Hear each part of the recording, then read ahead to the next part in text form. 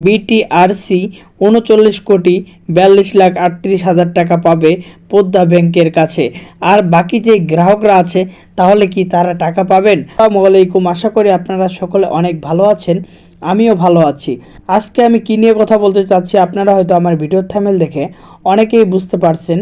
BTRC ফেঁসেছে Padma ব্যাংকের কাছে। আজকে এ বিষয়ে কথা বলবো।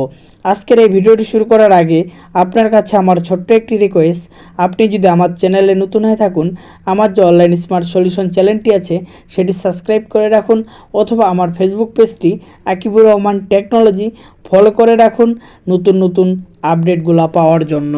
পদ্মা ব্যাংকে ফেঁসেছে বিটিআরসি।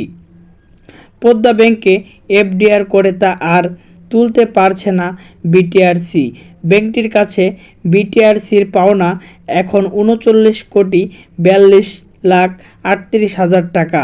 পদ্মা ব্যাংকের মতিঝিল, মিরপুর, বসুন্ধরা, ইমামগঞ্জ শাখায় ২০১৭ সালে করা ৬০টি মেয়াদি আমানতের এই টাকা বছরের পর বছর চেষ্টা করেও পারছে না নিমন্ত্রণ সংশ্লিষ্ট টাকা উদ্ধারে।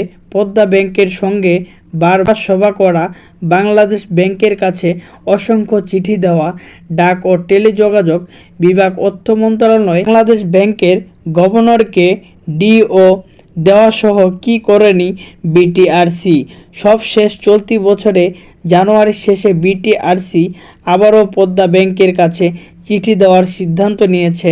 এছাড়া পদ্মা ব্যাংকের সঙ্গে ক্রিপ্টোরিয়া সভায় জন্য বাংলাদেশ ব্যাংকে চিঠি দেবে তারা।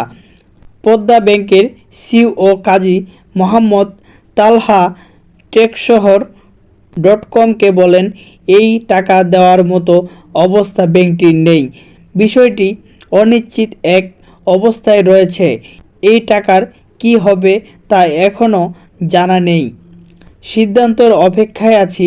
ব্যাংক যদি মাজার হয় বা পরিস্থিতি উদ্ধারণ কোনো পদক্ষেপ আসে তখন হয়তো বিষয়টি সমাধানের দিকে যেতে পারে।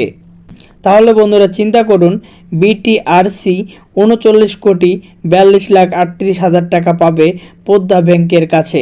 আর বাকি যে গ্রাহকরা আছে তাহলে কি তারা টাকা পাবেন?